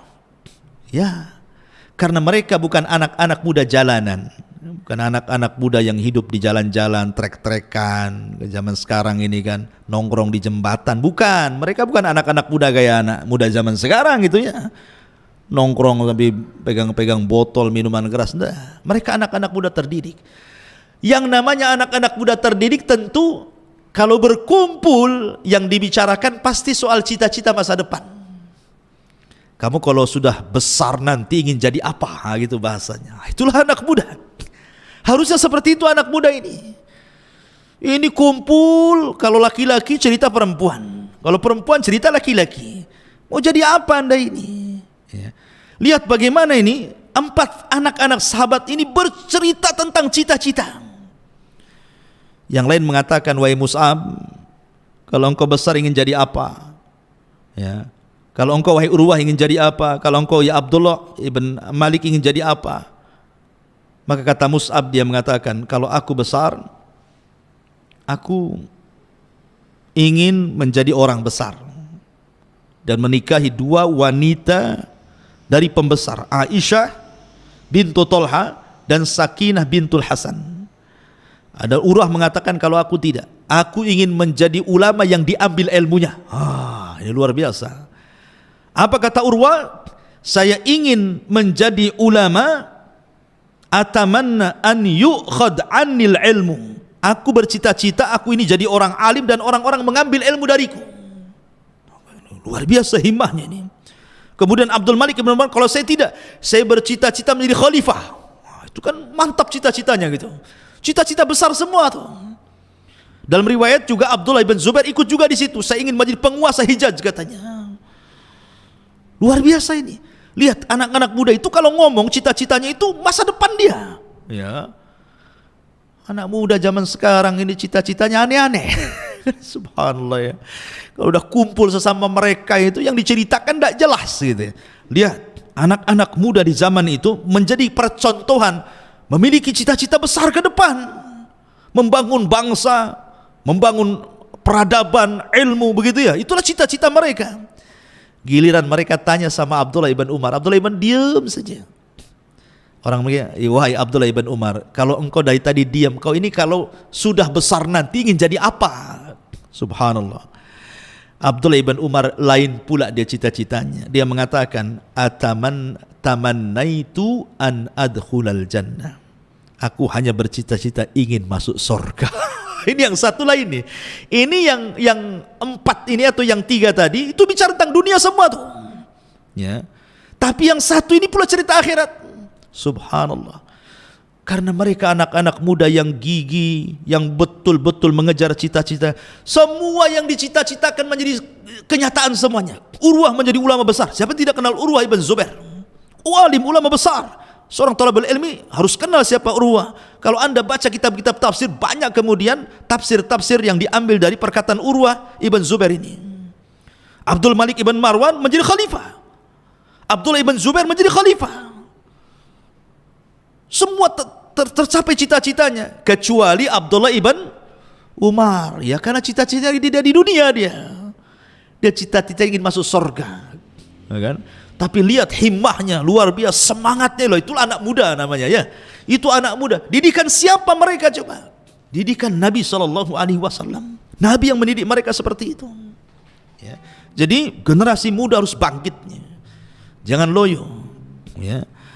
Justru dari para sahabat Nabi inilah Kemudian Islam tersebar kemana-mana.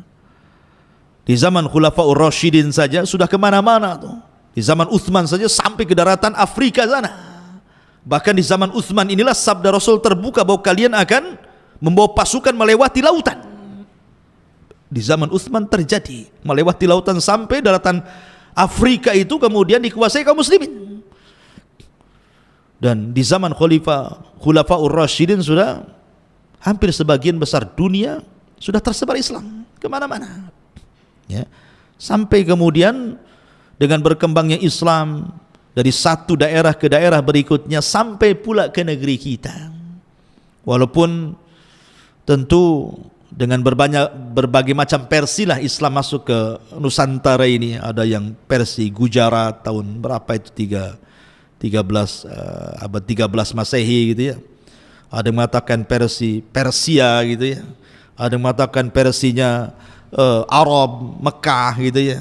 Ada yang mengatakan versi Cina, macam-macam. Tapi intinya bahwa akhirnya Islam pula masuk ke negeri kita. Dan ini sebuah nikmat besar. Kalaulah bukan karena nikmatul Islam, kita tidak akan pernah bahagia. Karena Islam ini agama kebahagiaan yang mendidik generasi-generasi muda menjadi generasi-generasi terbaik umat ini. Apalagi saya nasihatkan ya, bahwa sekarang di bulan Sya'ban, ke depan kita akan menghadapi Ramadan gitu ya. Maka generasi-generasi muda itu harusnya lebih bisa menampakkan kebaikan. Ma'asyiral muslimin yang dimuliakan Allah Subhanahu wa taala, maka persiapkan dari sekarang. Tantangan masa depan Anda wahai anak muda itu jauh lebih berat dibandingkan tantangan orang tua kita yang sudah mendahului kita. Fitnah yang Anda hadapi hari ini tentu tidak akan sama dengan fitnah yang Anda hadapi di masa depan. Karena Anas bin Malik radhiyallahu an pernah mengatakan, dia mendengar sabda Nabi SAW bahwa sayati alaikum zaman walladhi ba'dahu syarru minhu. Akan datang sebuah zaman di mana setelahnya akan lebih buruk daripada sebelumnya. Setelahnya lebih buruk daripada sebelumnya. Artinya Rasul sudah memprediksi bahwa makin kesana itu kondisinya makin buruk. Sehingga diperlukan anak-anak muda yang tangguh, anak-anak muda yang cerdas, anak-anak muda yang punya cita-cita besar gitu ya. Baik membangun bangsa, negara, peradaban, Islam, dan begitu seterusnya. Mungkin inilah diantara materi yang bisa saya sampaikan ya. Karena saya dengar tadi ada tanya jawab gitu ya. Silahkan kita buka tanya jawab. Dan mudah-mudahan materi yang singkat ini bisa dipahami dan bisa diambil manfaatnya. Dan ini yang keterbatasan saya, mungkin tidak bisa kesana kemari dalam menyampaikan ya, karena keterbatasan pengetahuan ilmu saya sendiri.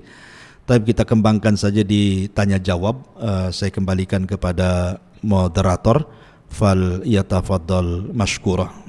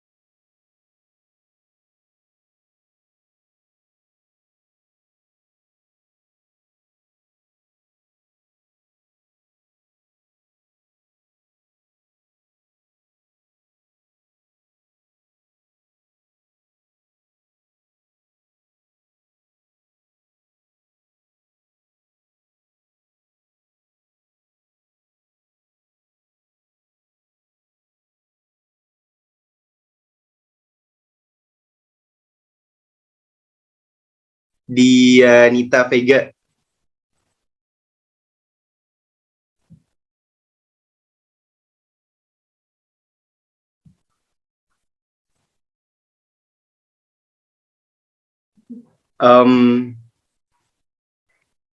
Atau Mbak Rahma Dina dulu deh. Udah nih. Oke, sudah masuk Mbak Dianita. Silakan Mbak Dianita. Baik, terima kasih atas kesempatannya. Saya izin bertanya. Di zaman sekarang, apa yang harus dilakukan agar para pemuda tetap bisa berpegang teguh terhadap ketaatan kepada Allah seperti halnya Ashabul Kahfi dan para sahabat lainnya? Karena pada zaman sekarang sudah terlihat sekali kerusakan terhadap kerusakan akhlak dan akidahnya, terutama pada pemuda-pemudanya. Terima kasih. Baik, kita tampung dulu nih pertanyaan pertama, karena termin pertama kita dua pertanyaan. Pertanyaan kedua, silakan Mbak Rahmadina, silakan. Terima kasih, izin bertanya Ustadz. Saya mau bertanya, sebenarnya bagaimana cara dari Rasulullah ketika itu untuk mendidik umatnya dan juga mendidik pemuda pada saat itu sehingga dari yang awalnya dari masa jahiliyah itu bisa jadi baik. Itu cara beliau bagaimana Ustadz? Terima kasih. Baik, terima kasih Mbak Rahmadina. Kita kembalikan untuk dijawab oleh Ustadz Abu Humairah. Silakan Ustadz. Ya, alhamdulillah, salatu wassalamu ala rasulillah amma ba'du. Pertanyaan yang sangat bagus sekali. Bagaimana cara menghadapi fitnah yang semakin hari semakin besar, baik dari segi akidah, kemudian akhlak dan begitu seterusnya. Ada perkataan Imam Syafi'i rahimahullahu ta'ala, Muhammad ibn Idris Asy-Syafi'i.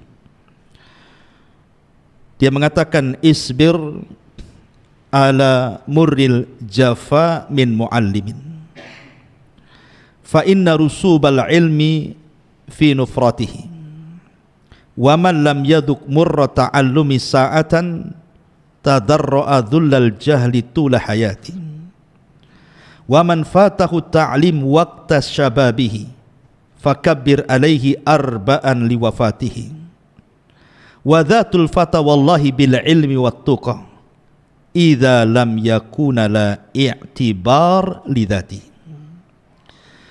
Kata Imam Syafi'i rahimahullahu ta'ala, sabarlah engkau dalam pahitnya menghadapi guru yang kaku, karena kegagalan dalam menuntut ilmu itu disebabkan lari darinya.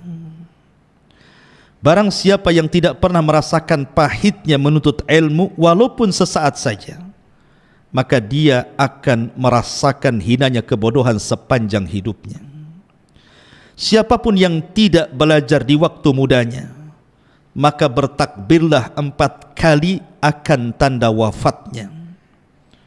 Keberadaan seorang pemuda demi Allah dilihat dari ilmu dan ketakwaannya. Kalau tidak ada keduanya, maka apalah arti wujudnya? Lihat, ini ucapan Imam Syafi'i, ini nasihat anak muda ini. Imam Syafi'i mengarahkan kepada kita supaya kita mulai dari sekarang bekali dengan pengetahuan, dengan ilmu. Anda generasi muda ini masih diberikan kesempatan untuk bisa belajar. Belajar mendulang ilmu sebanyak-banyaknya dan harus sabar. Lihat bagaimana orang-orang tua menyesal ketika mereka sudah tua. Kenapa dulu saya tidak di pesantren, kenapa saya tidak dulu di sekolah, kenapa saya tidak belajar ini, belajar itu. Mereka baru menyesal. Ya. Maka sebelum penyesalan itu datang sehingga menjadikan kebodohan sepanjang hidupnya, maka bersabar, penuhi hari ini anak-anak muda dengan ilmu. Belajar, kuatkan akidah, kuatkan akhlak, kuatkan ibadah, kuatkan pengetahuan. Karena hanya dengan ilmu itulah kita bisa menghadapi fitnah zaman. Fitnah zaman. Tetapi sayang, kata Imam Syafi'i, beliau mengatakan, wa man fatahu ta'lim waqta syababi fakabbir alaihi arba'an liwafati. Siapapun yang tidak belajar di waktu mudanya, maka bertakbir 4 kali sebagai tanda wafatnya, dia bilang. Jadi kalau anak muda di zaman sekarang itu sudah malas belajar, malas menuntut ilmu, malas mendalami agama, kemudian malah beralih kepada hal-hal yang tidak bermanfaat, nongkrong di jalan, trek-trekan, ikut geng sana geng sini gitu ya. Datang kepada anak muda yang seperti ini takbir 4 kali. Kalau Anda sholat jenazah itu kan takbir 4 kali kan. Kata Imam Syafi'i, takbirkan saja 4 kali. Artinya dia sudah wafat. Keberadaannya itu buat apa dia hidup gitu maksudnya. Nggak ada manfaatnya. Anak muda yang hidup seperti itu nggak ada manfaatnya. Ya. Jadi anak-anak muda yang bermanfaat itu ya sekarang ini. Makanya kenapa sabar Anda menuntut ilmu seperti sekarang di Tabligh Akbar, sabar mencatat faedah demi faedah. Bukan hanya di Tabligh Akbar saja Anda mengaji, mungkin hadir di majelis-majelis ilmu. Sekarang medsos juga ambil yang manfaat, banyak ustaz-ustaz yang lainnya. Sabar Anda belajar, atau di tempat Anda yang sedang belajar, sabar terus. Ya, karena hanya pengetahuan inilah yang bisa membimbing manusia. Makanya Imam Syafi'i mengatakan, wadatal fata wallahi bil ilmi wattuqa. Ingat, bekal seorang anak muda itu adalah ilmu dan takwa. Ilmu yang melahirkan takwa. Yang bisa menghadapi fitnah itu adalah pengetahuan dan ketakwaan. Apa sih takwa itu? Takwa itu takut kepada Allah, mengamalkan perintah dan menjauhi larangan, qanaah dengan pemberian Allah, dan persiapan untuk hidup setelah kematian. Itulah takwa. Dengan kata lain, melaksanakan perintah, menjauhi larangan. Itu kata singkatnya. Dan itu yang bisa kita hadapi. Kalau Anda tidak punya pengetahuan, datang syubhat ke kepala, habislah kita. Anda ingin tidak ingin membaca, ingin masuk ke medsos gitu ya, menyelam ke dunia medsos. Tiba-tiba kena pula paham teroris, baca artikel khawarij, kemudian di situ dibumbui dengan dalil-dalil Quran dan Sunnah tentang mati syahid, pentingnya mati syahid, macam-macam. Sebentar saja sudah jadi teroris Anda itu. Kenapa? Karena tidak punya pengetahuan bahwa itu ajaran tidak benar, ajaran sesat. Ya. Tapi kalau kita punya pengetahuan, masuk ke web, kemudian berselancar di situ, ini sesat, tidak benar nih. Hanya ilmu yang bisa menyaring syubhat. Makanya lihat, orang-orang yang jadi teroris itu semua orang-orang jahil, orang-orang bodoh. Seperti yang disabdakan Rasul, mereka hanya semangat tapi tidak punya ilmu. Akhirnya mati cepat mereka dengan cara mati konyol, walaupun teriakan mereka atas nama jihad kan itu. Intinya bahwa ilmulah yang bisa menyaring syubhat, sehingga kita bisa membentengi akidah kita hanya dengan pengetahuan. Kemudian hanya takwalah yang bisa membentengi kita dari rusaknya moral dan akhlak. Jadi kalau ilmu membentengi dari akidah-akidah sesat gitu ya, kalau takwa itu membentengi dari akhlak-akhlak yang rusak. Karena yang kita perlukan itu akhlak dan agama. Agama dengan ilmu dan akhlak dengan takwa. Maka fitnah bisa kita akan hadapi, fitnah terutama masa depan yang mungkin jauh lebih buruk lagi dibandingkan sekarang gitu ya. Kemudian yang kedua, bagaimana Nabi SAW kok bisa? Ya. Ingat bahwa Allah Subhanahu wa taala ketika mengutus seorang nabi itu bukan malaikat. Nabi yang diutus kepada kita itu manusia. Dan bukan pula jin gitu ya. Coba kalau seandainya Nabi yang diutus kepada kita malaikat, cemana cara nirunya coba? Malaikat tak kawin, kita pula ingin kawin. Malaikat tak makan, kita pula makan 5 kali sehari gitu ya. Kita pula minum, kita suka jalan sana sini. Mana malaikat suka jalan sana sini? Artinya bahwa nggak mungkin kita bisa meniru kalau yang jadi Nabi itu malaikat. Malaikat itu ibadah terus ya. Sementara kita saja mungkin sholat itu cepat-cepat saja ya, kadang tidak khusyuk gitu ya. Dan juga bukan dari kalangan jin. Tapi Nabi yang diutus itu manusia, sehingga nampak bentuk manusianya. Orangnya nampak bagaimana cara makannya, bagaimana cara minumnya, bagaimana cara berjalannya, bagaimana cara bermuamalah dengan istrinya, bagaimana cara bermuamalah dengan keluarganya, dengan orang tuanya, dengan tetangganya, dengan bagaimana ketika berbisnis, berniaga, semua nampak orangnya. Ketika nampak itulah bisa dilihat, ketika bisa dilihat bisa dicontoh. Alhamdulillah, kita bersyukur Nabi kita ini manusia, bukan malaikat, bukan jin. Ya. Makanya Allah mengatakan, laqad ja'akum rasulun min anfusikum azizun 'alaihi ma anitum harisun 'alaikum bil mu'minina raufur rahim. telah datang kepadakan seorang rasul dari jenis kalian, artinya manusia. Lah karena Nabi SAW adalah manusia, maka Nabi SAW menampakkan di hadapan manusia dengan akhlak yang luar biasa. Akhlaklah yang menjadikan ketertarikan orang itu untuk masuk ke dalam dakwah. Saya contoh.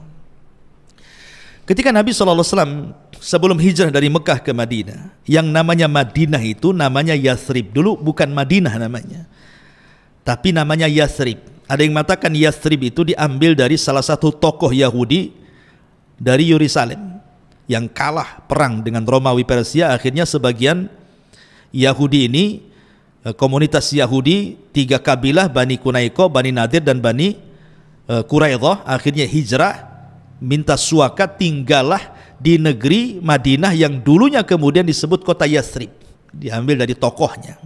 Ya. Lah, di waktu yang sama juga terjadi bencana alam di Yaman, di mana bendungan Ma'rib pecah sehingga melantakkan kota dan desa. Akhirnya hijrahlah 2 kabilah besar yang disebut dengan Khazraj dan Aus. Mereka orang-orang musyrik. Kemudian minta suaka juga, tinggal pula di Yathrib. Jadi situ ada orang Yahudinya, ada orang musyriknya, ada sebagian kecil Nasraninya. Subhanallah, suka perang. Ya. Baik kabilah Khazraj dan Aus suka perang, baik sesama Yahudi suka perang. Mereka suka perang. Dan ekonomi mereka rusak sak-rusak-rusaknya. Sampai Allah turunkan ayat wailul lil mutaffifin alladzina idza qtalu 'alan nas yastawfun wa idza kaluhum aw wazanuhum yusirun. Surah Mutaffif ini turun di kota Madinah karena jual beli perniagaan mereka curang sak curang-curangnya.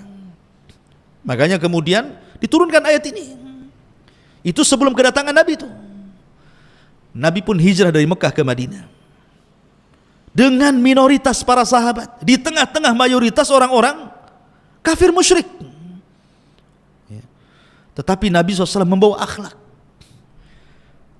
Dilihatnya perang sana sini, mungkin bahasa saya kalau boleh saya bahasakan, seolah Nabi ingin katakan, ngapainlah kalian berperang itu? Toh jalan yang kita lalui jalan yang sama, pasar yang kita berjual beli juga pasar yang sama, sumber mata air yang kita ambil juga sumber yang sama. Ngapain kalian perang? Akhirnya Nabi SAW setelah kemudian berhasil mengislamkan Khazraj dan Aus sehingga menjadi orang-orang Ansar dan menjadi mayoritas, tetap tidak juga kemudian mengusir orang Yahudi, tapi dirangkulnya orang-orang kafir. Dengan cara apa? Diajak kerjasama, dibuat sebuah piagam yang disebut dengan piagam Madinah. Bulir-bulir kesepakatannya semua di atas syariat Islam dan tidak merugikan orang-orang Yahudi sama sekali. Artinya Islam bisa hidup damai di tengah-tengah umat antar beragama. Ya. Rasul tidak musuh mereka, bahkan Rasul bermuamalah dengan mereka kok. Tapi karena mereka berkhianat dari perjanjian, itu yang menjadikan kemudian mereka diusir dari Madinah. Seperti Bani Kunaiko merencanakan membunuh Nabi, akan berkhianat dia. Dalam perang Ahzab, bukannya mereka mendukung Nabi, malah mendukung orang-orang musyrik menyerang Nabi. Jadi pengkhianatan-pengkhianatan membahayakan, itulah yang menjadikan kemudian orang-orang itu diusir. Tapi yang ingin saya katakan, akhirnya Nabi SAW berhasil minoritas menguasai mayoritas. Kenapa? Akhlaknya yang ditampakkan oleh Rasulullah, sehingga banyak orang-orang Khazraj dan Aus masuk Islam. Belakangan makin banyak, akhirnya Madinah menjadi pusat Islam. Apalagi setelah kemudian terjadi Fathu Mekah, kemudian Mekah juga kembali ke dalam Islam, akhirnya menjadi pusat Islam, dan dari situlah Islam menyebar ke seantero dunia.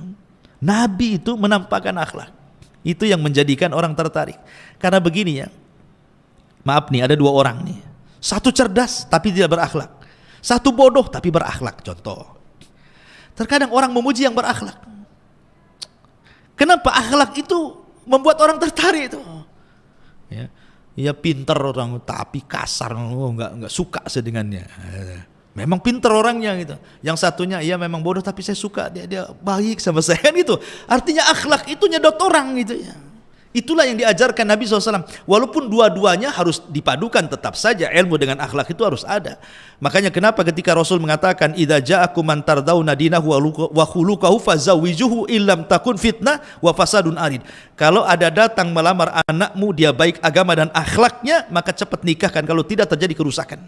Di sini Rasul menggandengkan antara agama dan akhlak, kecerdasan dan juga akhlak. Itu harus ada. Itulah yang Nabi SAW gabungkan dalam dakwahnya. Ya, ilmu dan juga akhlak.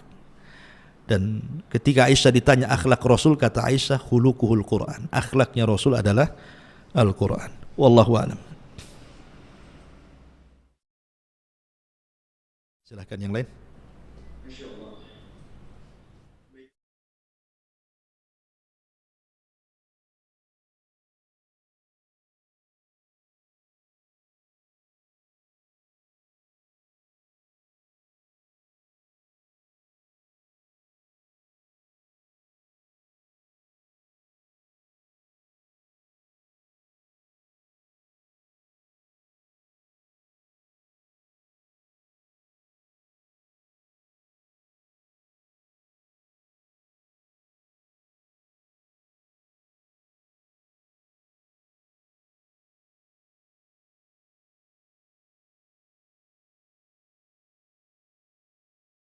gitu yang serba instan dan praktis.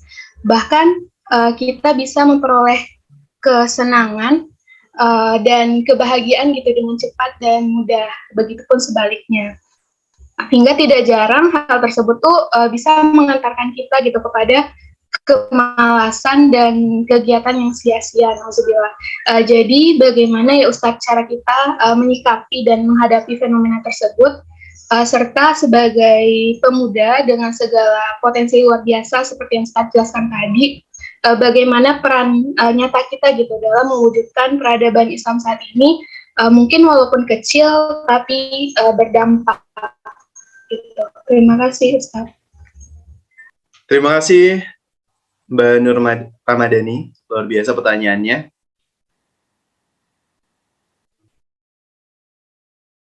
Oke.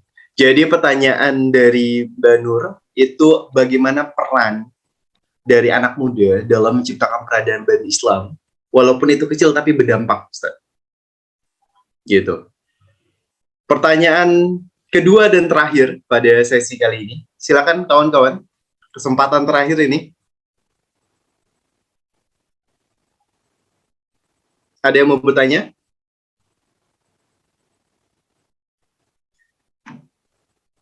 Kalau tidak ada yang mau bertanya, saya izin bertanya juga nih. Jadi moderator pun juga kepancing juga mau bertanya.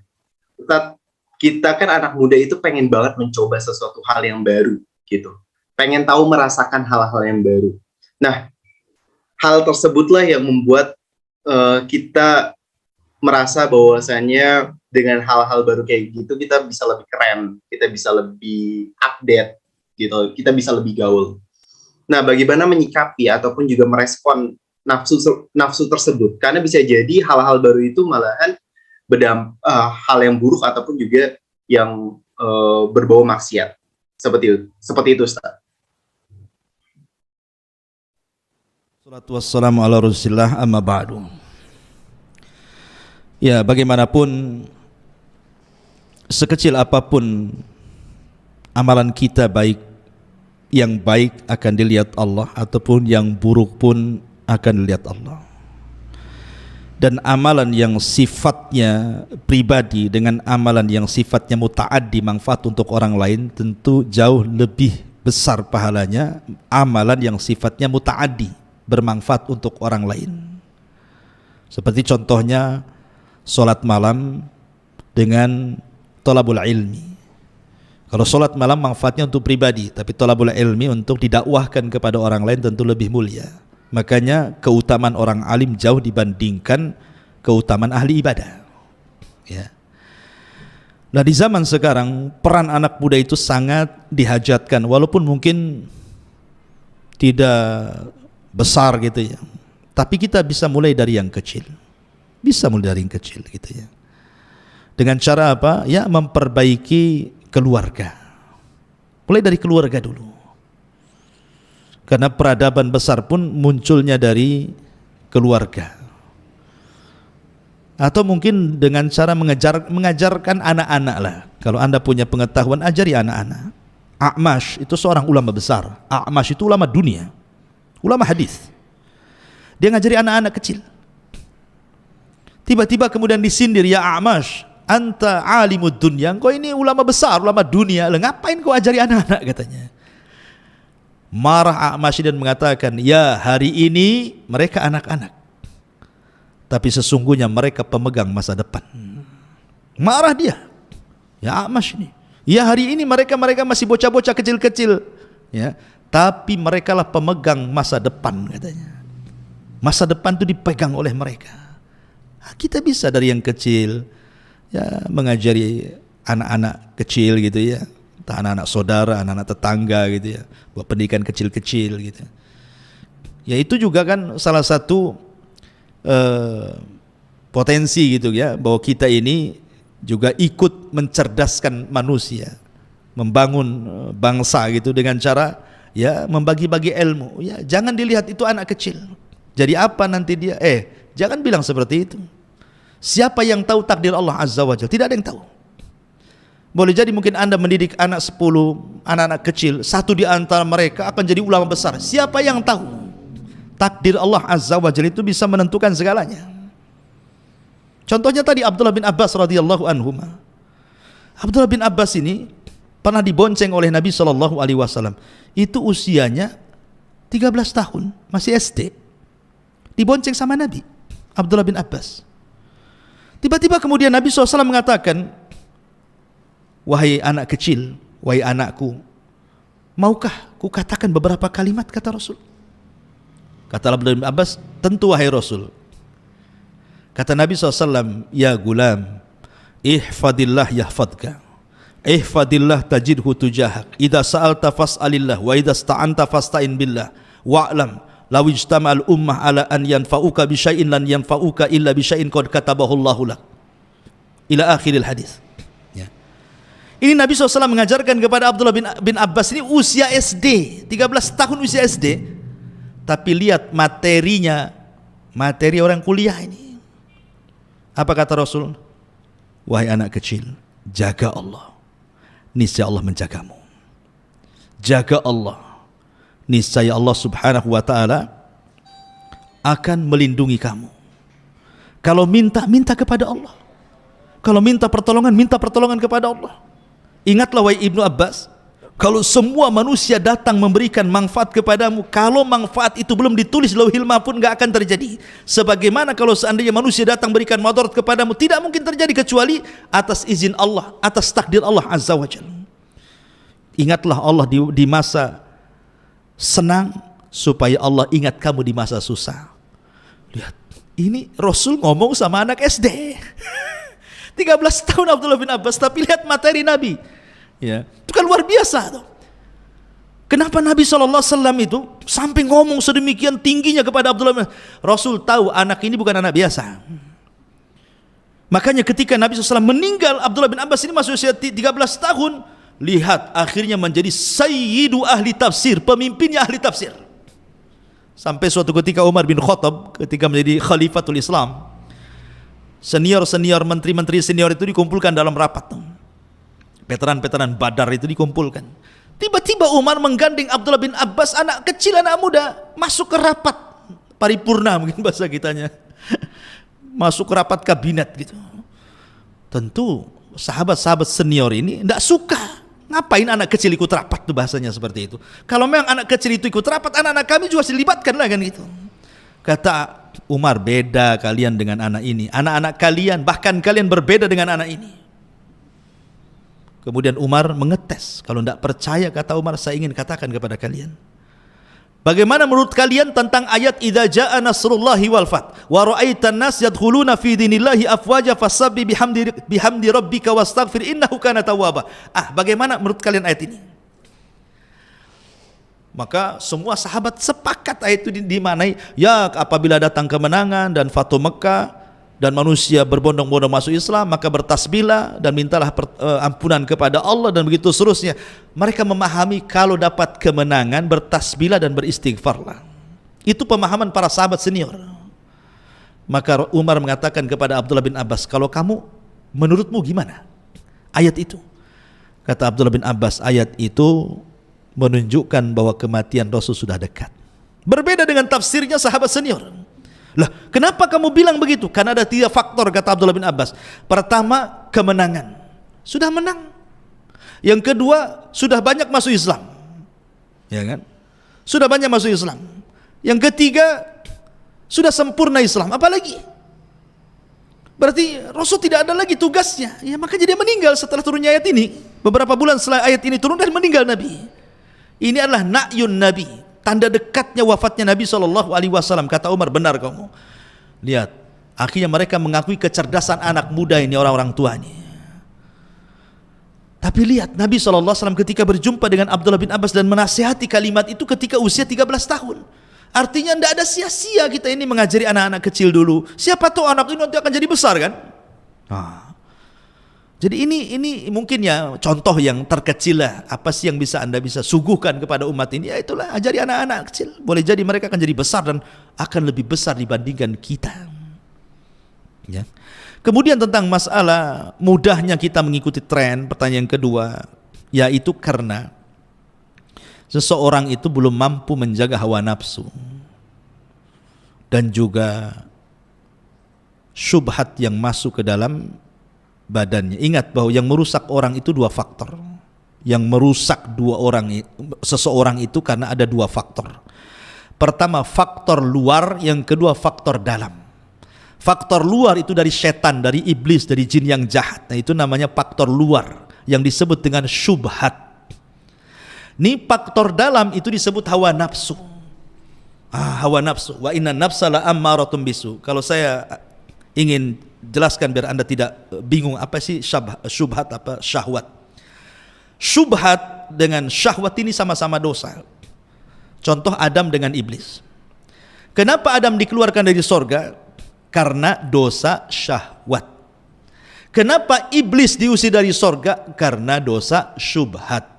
Dari sini kita tahu bahwa syubhat datang dari iblis, syahwat datang dari hawa nafsu. Adam dikeluarkan dari sorga karena makan. Makan itu bicara syahwat. Makan buah yang dilarang dimakan, dimakan. Jangan dekat-dekat pohon, dekati, dimakan pula. Makanya gara-gara dosa syahwat Adam diusir dari sorga. Lalu dosanya iblis karena syubhat, dia merasa lebih baik dibandingkan Adam. Dia mengatakan, ana khairu minhu, khalaqtani min nar wa khalaqtahu min tin. Kau ciptakan dia dari tanah, kau ciptakan aku dari api, aku lebih baik. Itu syubhat namanya. Sombong, enggak mau sujud, akhirnya dikeluarkan. Ya. Inilah yang merusak manusia itu. Yang merusak agama, syubhat. Yang merusak akhlak, syahwat.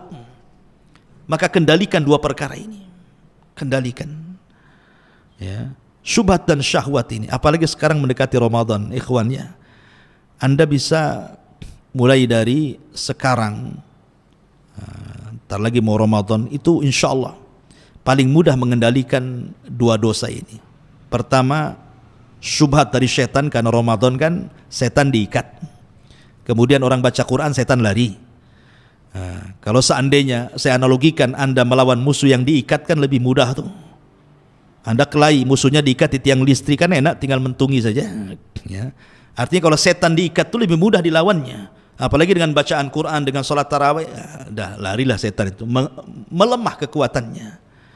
Kemudian syahwat sendiri bisa diredam dengan puasa. Makanya kenapa kata Rasul, anak muda itu suruh puasa kalau nggak sanggup nikah. Ya. Kemudian puasa sendiri menurunkan syahwat, karena makan, lapar, haus itu menurunkan syahwat. Ya. Nah, intinya bahwa kalau belum bisa mengendalikan syahwat dan syubhat ini, ya pasti dia akan melakukan hal-hal yang berbau dosa tadi. Manusia itu badannya terbagi tiga, kepala, dada, perut. Kepala ini isinya ilmu, dada itu isinya iman, perut itu isinya syahwat. Ya.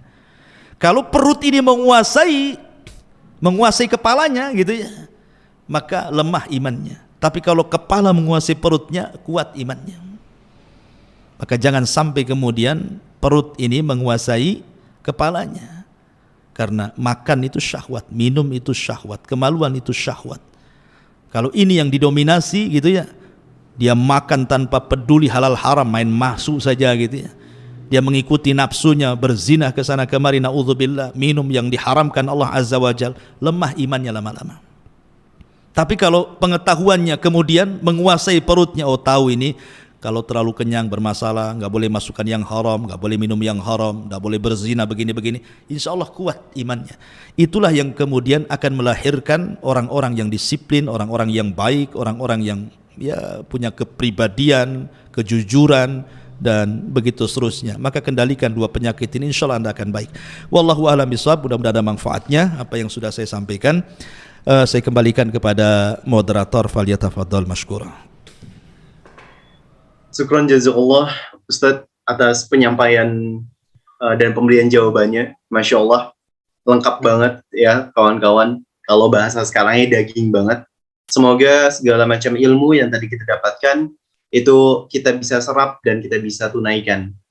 Terakhir Ustadz, closing statement dari Ustadz untuk para kawan-kawan di sini. Ya, alhamdulillah, salatu wassalamu ala rasulillah amma ba'du. Untuk nasihat akhir ya, saya hanya bisa menasihati untuk saya pribadi dan juga generasi muda yang ada, yang menonton, para pemirsa ya.